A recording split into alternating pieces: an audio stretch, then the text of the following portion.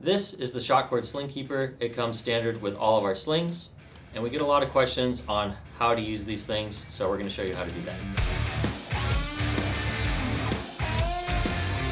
Okay, so the way you store the sling to your rifle is dependent on how your sling is mounted to your rifle. So I'm going to walk you through 3 examples of how to stow the sling away using the Shock Cord Sling Keeper. The point of this product is to tuck the sling to your rifle when it's not in use. Maybe it's in a gun bag, maybe it's in your truck, just kind of on standby, but you want quick access to your rifle, so you'll want to deploy your sling rapidly. You can just quickly tug it and it's good to go. Quick deployment. Setup number 1, if you have your sling where your front sling mount is behind your foregrip and your rear sling mount is on the castle nut or in front of your stock, we recommend that you tuck the sling under your stock and then wrap it over the top of it, fold it, give it a crease here, use the sling keeper and just wrap it over like that.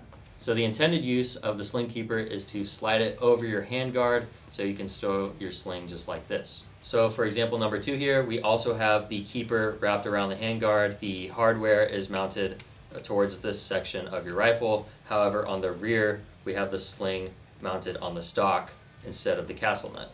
So again, you can quickly pull it and your sling deploys. This is the standard way we have this set up. You'll have your sling mounted on the rear, and you're going to do what we call the karate chop method. You're just going to chop it down, keeping tension on all parts of the sling, and press your hand down towards the castle nut on the rear here. Keep that tension and kind of just walk your sling up until it meets the keeper. Then you can just wrap it over, and you're good to go. It's tucked away. So those are the 2 standard ways of using the sling keeper. That's called passive retention. The keeper is on the firearm. However, there is a situation where you may need to use active retention, so we'll show you how to do that now. So on this rifle, we have the sling mounted in front of the foregrip and on the rear section where your castle nut would be. And the problem with sliding the keeper over your handguard is you would be essentially retaining the front of your sling. So you're going to want to use what's called active retention. So you'll take your sling keeper and you'll want to undo one of the knots. So just press the bungee and the knot will come undone, and you can slide it out just like this. And there's this loop on the sling itself, and you'll weave the shock cord through the loop on the sling. From there, you're going to push down on the toaster lock and weave the shock cord through the toaster lock. And if you're going to use this method, you'll tie an overhand knot.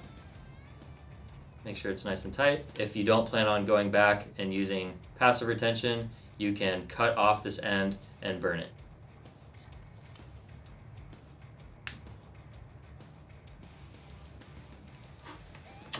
Okay, just like that, you now have active retention. Since we're mounted near this section of the rifle, you're going to want to, again, tuck the sling underneath your stock.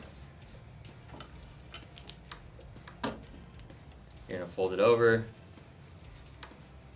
put it into the bungee, and cinch it down.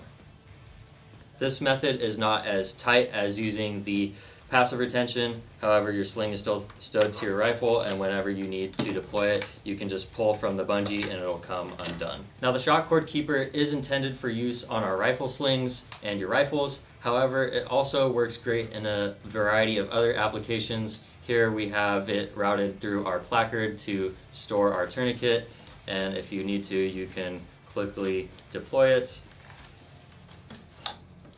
and you're good to go. And here's another example of using the shock keepers to mount a tourniquet to a belt. So if you guys have any questions on the shock cord keepers, you can still message us at Hefty Arms on Instagram, shoot us an email, or drop a comment on this video, and we'll be happy to help. Thanks for watching, and we'll see you next time.